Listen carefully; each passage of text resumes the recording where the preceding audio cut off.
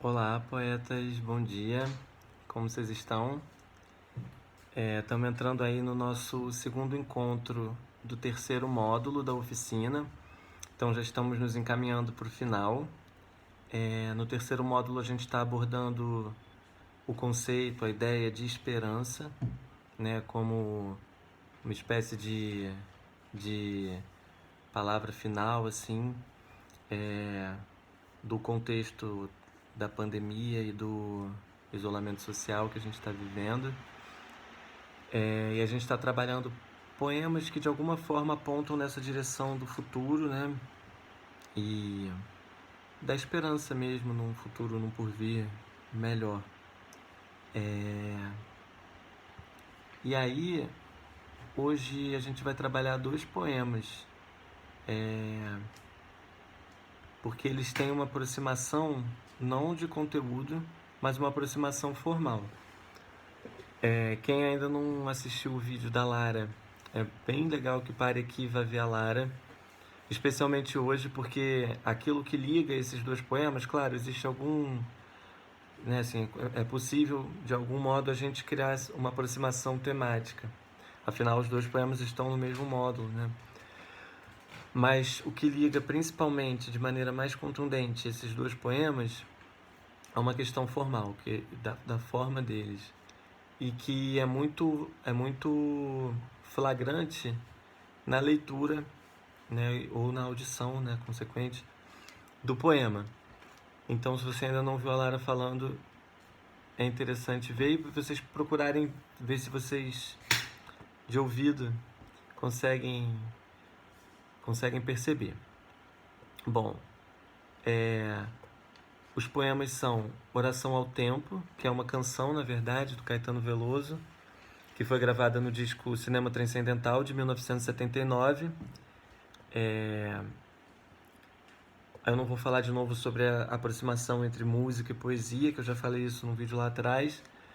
Mas, nesse caso, como a gente está aproximando ele de um poema que não é musicado, é interessante só retomar essa coisa de como o poema... Como existem dispositivos formais na elaboração do poema que produzem um ritmo, que produzem uma musicalidade, como essa afinidade entre música e poesia pode ser flagrada por alguns dispositivos formais. É sobre eles que a gente vai falar hoje. E o outro poema é O Recado aos Amigos Distantes, que é um poema que foi publicado em 1951 pela Cecília Meirelles. Curiosamente, a Cecília Meirelles é uma poeta que tem muitos poemas que se chamam canção de alguma coisa, né? Ou apenas canção. Se eu não me engano, ela tem um livro chamado Canções, mas certamente ela tem muitos poemas com esse título. E muitos dos seus poemas foram musicados, né? Tem poemas musicados pelo Fagner, principalmente. Justamente porque ela trabalha uma forma poética que é muito fácil de ser musicada. Porque, na verdade, ela não é fácil de ser musicada, né? Ela nasce como algo já musical, de saída, né? Um compositor vai lá apenas e coloca a melodia que ela já pressupõe sozinha, né? Essa forma, essa métrica que tanto o Caetano usa na Oração ao Tempo quanto a Cecília no Recado aos Amigos Distantes é uma forma chamada redondilha. No caso deles dois é a redondilha maior. É um poema, é um verso, é um tipo de métrica que cada verso tem 7 sílabas poéticas. Na poesia, a sílaba é contada de um modo diferente de na prosa, né? A gente conta cada sílaba poética de acordo com a separação da sílaba na oralização e não por, né, no rigor da silabação gramatical, como a gente faz por escrito. Tanto que, por exemplo, a gente só conta a última sílaba tônica do verso. Então, por exemplo, o primeiro verso, meus companheiros amados, né? O 2 de amados a gente não conta, porque é como se a melodia terminasse no amados, né? Meus companheiros amados, aí o 2 fica baixinho. Não vos espero nem chamo, também a gente termina no chamo. Então vocês podem contar, todos têm 7. Meus companheiros amados, né? Que o 2 não conta. Eu tô querendo encontrar alguma que faça, por exemplo, na segunda estrofe, o primeiro verso da segunda estrofe. Nem sempre os que estão mais perto. O pre de sempre e o os junta, porque como ele junta na sonoridade, ele conta como uma sílaba poética só. Então esse verso que teria nem sempre os que estão mais perto, que teria 10 sílabas, né, se fosse uma prosa, na poesia conta como 7 sílabas. Nem sempre os que estão mais perto, né? E todo o poema é construído assim, tanto o recado quanto a oração ao tempo do Caetano. Tanto que o verso que o Caetano repete várias vezes, 2 vezes por estrofe, que é tempo, tempo, tempo, tempo, é exatamente uma redondilha maior. Tempo, tempo, tempo, tempo. O último ponto, PO não conta, né? E esse tipo de verso, a redondilha, a menor teria 5 sílabas poéticas, né? Mas a redondilha é um tipo de verso que atravessa, assim, gerações e que tem a ver com a trova, né? Com a trova medieval. Eu não saberia precisar exatamente a origem da redondilha, mas eu acho que é uma coisa fácil de pesquisar, assim. A origem rigorosa, né? Mas eu sei que ela atravessa a poesia. E ela tem uma pegada muito da poesia popular e, consequentemente, da música popular, porque é um tipo de silabação, um tipo de verso que parece feito para a gente memorizar. Tanto que os versinhos de criança, eles são feitos em redondilha maior. Como batatinha quando nasce, se esparrama pelo chão, ele é todo em redondilha maior. Vocês podem contar. Batatinha quando nasce. O atirei o pau no gato também, né? E isso gera até umas coisas engraçadas. Por exemplo, atirei o pau no gato, mas o gato não morreu. Dona Chica admirou-se com o berro que o gato deu. Porque além da contagem das 7 sílabas, das 7 sílabas poéticas, tem a terceira sílaba e, se não me engano, a sexta são tônicas. Então atirei o pau no gato. A terceira e a sétima, né? Mas o gato não morreu. E aí no berro, todas as crianças falam o berro que o gato deu, só que a palavra é berro. A sílaba tônica de berro é a primeira. Só que como para encaixar na redondilha, na tônica, a musicalidade pede que a tônica seja no ro de berro, a gente fala o berro que o gato deu, né? Isso é muito curioso de como a prosódia, de como a musicalidade do poema interfere até no modo como a gente encara a língua, né? A própria língua.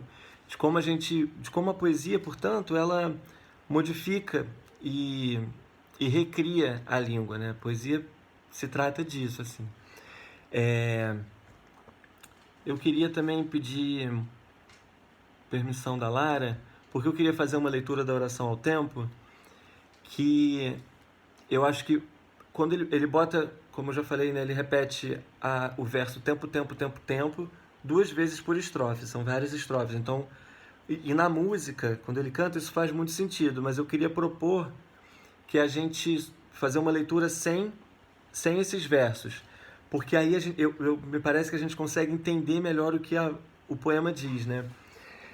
Então eu vou ler muito brevemente, vai ficar bem mais curto sem esse tanto de tempo, mas com o título Oração ao Tempo a gente já entende que o tempo é o interlocutor desse eu lírico, desse poeta, né? Então fica assim: és um senhor tão bonito quanto a cara do meu filho. Vou te fazer um pedido. Compositor de destinos, tambor de todos os ritmos, entro num acordo contigo. Por seres tão inventivo e pareceres contínuo, és um dos deuses mais lindos. Que sejas ainda mais vivo no som do meu estribilho. Ouve bem o que eu te digo. Peço-te o prazer legítimo e o movimento preciso quando o tempo for propício, de modo que o meu espírito ganhe um brilho definido e eu espalhe benefícios. O que usaremos para isso fica guardado em sigilo apenas contigo e comigo. E quando eu tiver saído para fora do teu círculo, não serei nem terás sido. Ainda assim acredito ser possível reunirmos-nos num outro nível de vínculo. Portanto, peço-te aquilo e te ofereço elogios nas rimas do meu estilo. Eu acho que sem o tempo, é claro que o tempo dá uma ênfase, né, a esse interlocutor, né, a ideia de que o cara está falando com o tempo. Mas sem essa repetição do tempo, o poema ganha, pelo menos para mim, por isso eu quis trazer essa leitura, ele ganha uma dimensão de significado tão, assim, parece que a gente ouve mais o que ele está pedindo pro tempo, o que ele está falando, conversando com o tempo, né? Sem esse chamamento. Tem outra coisa que eu queria apontar aqui no tempo, que tem a ver, no Oração ao Tempo, que tem a ver com aquilo que eu tinha falado do berro do Atirei o Pau no Gato, que ele fala apenas contigo e comigo. Ele quebra a redondilha. Apenas contigo e comigo não caberia, teria mais sílabas do que as 7. E aí na música, se eu não me engano, ele fala apenas contigo e migo. E todo mundo que fala, que canta, não tira esse co do comigo, né? Pra dar um jeito de fazer a língua caber na redondilha. Parece que realmente a redondilha é um tipo de verso que autoriza que se modifique a língua, né? Eu acho impressionante, assim, como atravessa gerações, como as crianças de 5, 6 anos sabem falar redondilhas decoradas, assim, eu acho impressionante. E aí eu queria então propor a vocês que vocês pensassem em poemas, podem ser longos ou curtos, que explorassem a redondilha maior. Esse verso de 7 sílabas poéticas, com a estrutura de batatinha quando nasce, atirei o pau no gato, tempo, tempo, tempo, tempo, e por aí vai.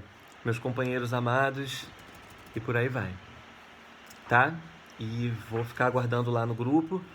Eu e Lara, a gente vai fazer assim que a gente abrir o grupo, a gente vai colocar, ou gravar um áudio ou mandar um texto com algumas considerações sobre a nossa proposta para o Sarau. Então fiquem atentos lá, tá bom? Beijos e abraços, nos falamos. Tchau, tchau.